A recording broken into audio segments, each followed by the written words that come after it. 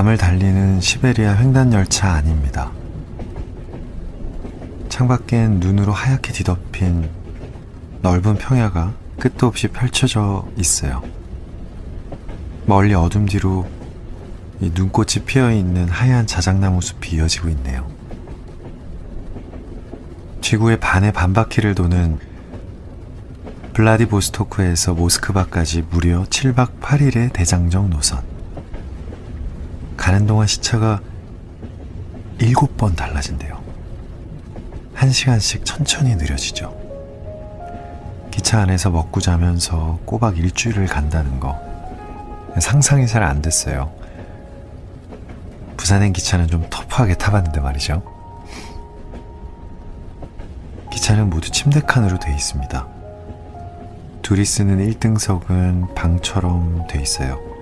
방엔 화장실과 샤워실도 있습니다. 혼자 편안히 다리 뻗고 누워있다고 해도 좁은 기차에서 며칠씩 보내는 게 만만한 일은 아니죠. 휴대폰도 도시로 진입을 해야만 인터넷이 됩니다. 다들 자는지 옆방은 조용하네요.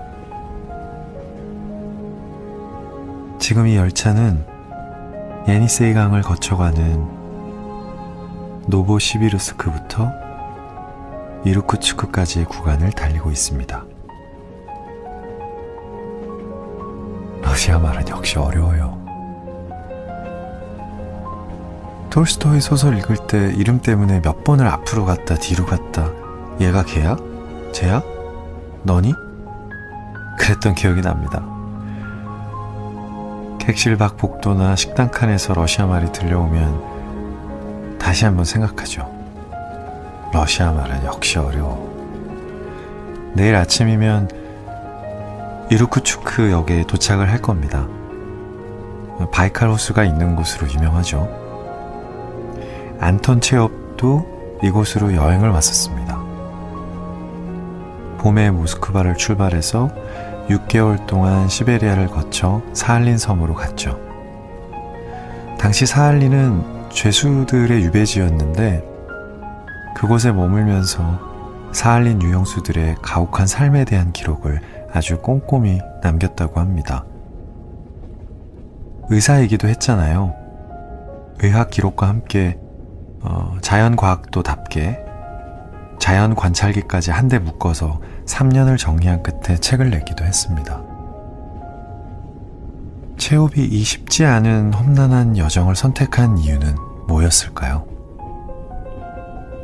작가로서의 어떤 사명감이었을까요? 시베리아 횡단길 위에 있는 그의 이야기를 들려줄게요.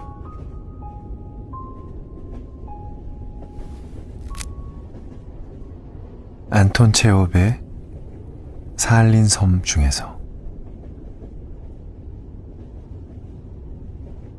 당신이 사는 시베리아는 왜 이렇게 추운 거요? 신이 바라시는 바니까요. 마부가 대답했다. 그렇다. 지금은 5월이다. 이 즈음이면 유라시아 지역의 숲은 초록빛으로 물들고 나이팅게일은 날개짓을 하며 노래 부르기 시작하는 때다. 남쪽은 이미 아카시아와 라일락꽃을 피운 지 오래인데 튜먼에서 톰스크로 가는 이 도로의 땅은 아직도 짙은 흑빛이다. 숲의 앙상한 나무는 싹을 틔울 준비도 하지 못하고 연못 위엔 회색빛 얼음이 떠있다. 호숫가에는 아직도 눈이 쌓여있다. 날씨가 이런데도 온갖 종류의 새들은 셀 수 없이 날아든다. 야생 오리가 뒤뚱거리며 걷기도 하고 호숫가에서 헤엄치는 것도 보았다. 오리떼가 마차 위를 지나 여유롭게 자작나무 숲으로 날아들기도 했다. 고요한 들판에 익숙한 울음소리가 들려 올려다보니 한 쌍의 학이 그림처럼 날고 있었다. 순간 알 수 없는 슬픔이 밀려들었다. 저 멀리 2마리의 야생 거위들이 날아가고 눈처럼 흰 아름다운 백조 무리가 지나가는 걸 지켜본다. 작은 지혜의 새, 누른 도요새의 울음소리를 듣고 악을 쓰듯 울며 지나는 갈매기를 목격하는 것도 이곳의 즐거움이다.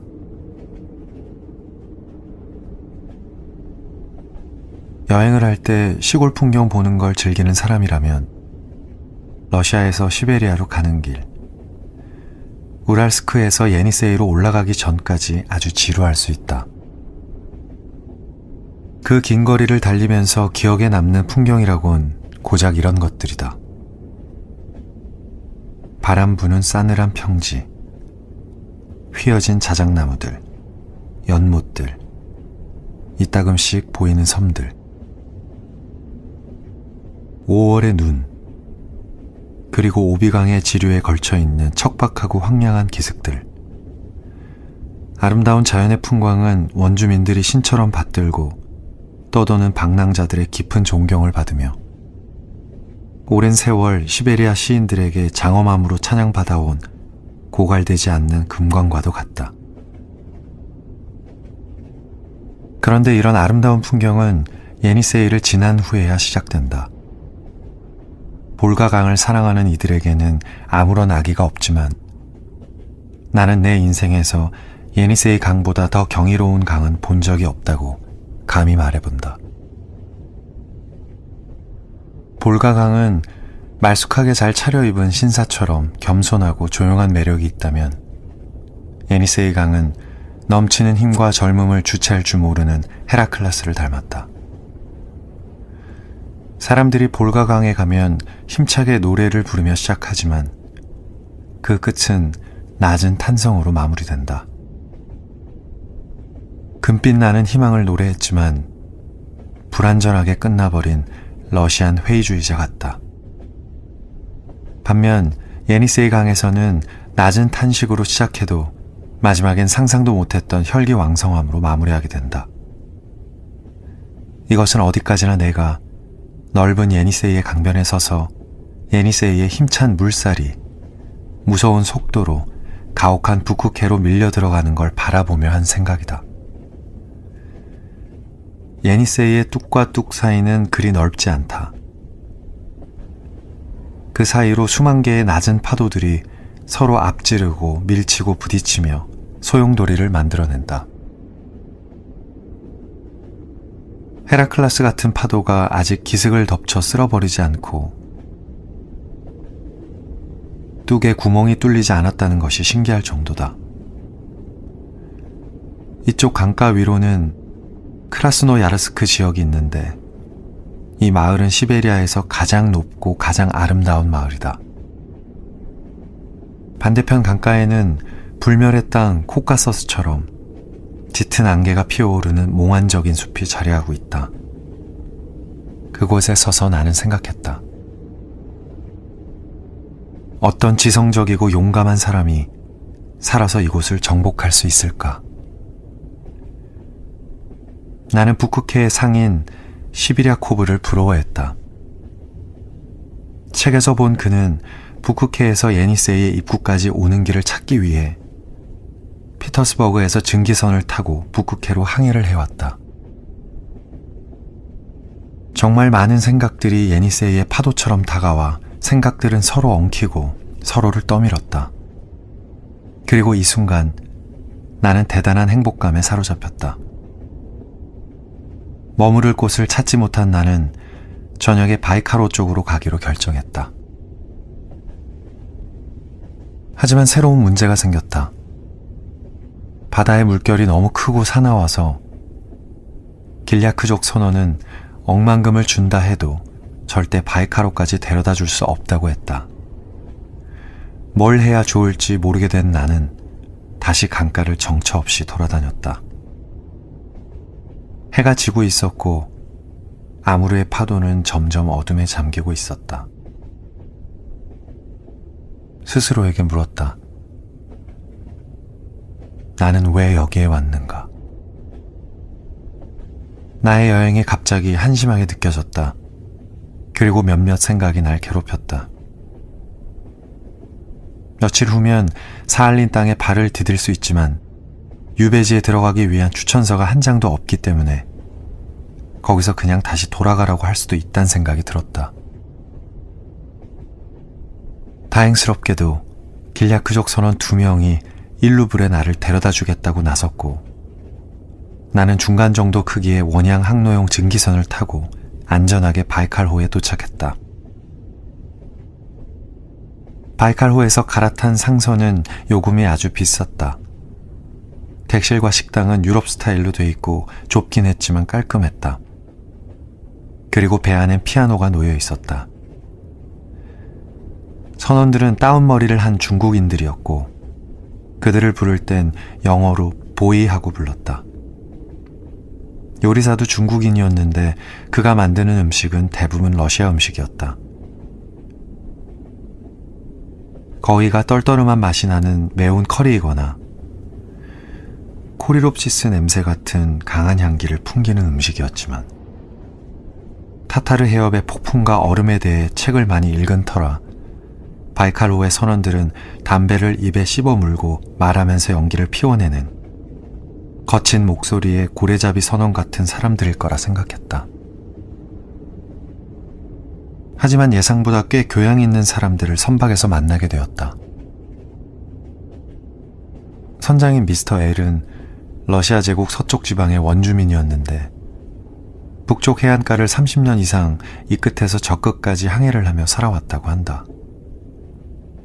그는 살면서 많은 놀라운 것들을 보았고 대단한 거래를 알고 있었고 흥미로운 이야기를 끊임없이 쏟아냈다. 인생의 절반을 캄차카 주변, 쿠릴 열도 주변을 떠돌아 다녔기 때문에 거대한 동굴들과 황량한 사막들, 거친 암벽과 하늘에 닿을 듯한 기암 절벽에 대해 잘 알고 있었다. 그가 책을 쓰는데 도움이 되는 정보를 정말 많이 알려줘서 빚진 마음이 들 정도였다. 그날은 햇살이 아주 강하게 내리쬐었다. 갑판은 뜨거웠고 선박의 객실은 덥고 답답했다. 수온이 18도였다. 마치 흑해의 날씨 같았다. 오른쪽 강기슭의 나무들에 불이 붙었다. 숲에서 보라색 불꽃이 뿜어져 나오고 있었다. 구름처럼 피어오르던 연기는 길고 까맣게 숲 위까지 솟구쳐 올랐다.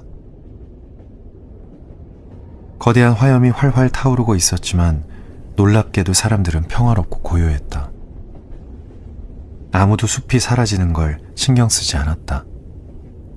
오직 10만이 숲을 걱정할 뿐이었다. 식사를 하고 6시쯤 우리는 이미 케이프 프론즈에 와 있었다.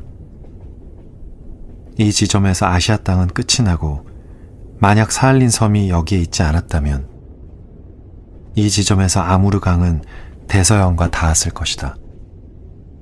아무르만이 눈앞에 펼쳐졌다. 흐릿하고 긴 모양으로 보이는 저 땅이 바로 유배지다. 땅의 왼쪽 끝은 안개에 뒤덮여 있어 아무것도 보이지 않았다. 안개 속에 구불구불하게 나 있는 길은 미지의 북쪽으로 사라진다. 마치 세상의 끝에 와 있는 것처럼 느껴졌다. 오디세이가 미지의 바다를 항해하며 특이한 생물들을 만날 수 있으리란 희미한 예감을 가졌을 때 이런 기분이었을까? 묘한 감정에 내 영혼은 압도당했다.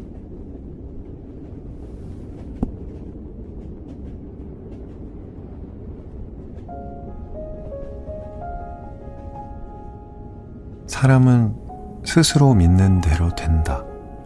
체홉이 남긴 이 말 저도 믿어요. 말한 대로 되고 생각한 대로 살게 되고 인생은 믿는 대로 이끌려간다고 믿습니다. 꿈을 믿어요. 사랑을 믿습니다. 선한 영향력을 믿습니다. 나를 믿습니다. 그리고 당신을 믿어요. 사람이 사람을 믿는 걸 믿을 수 없으면 너무 슬프잖아요. 이제 곧 당신이 잠들 것도 믿습니다. 이제 그만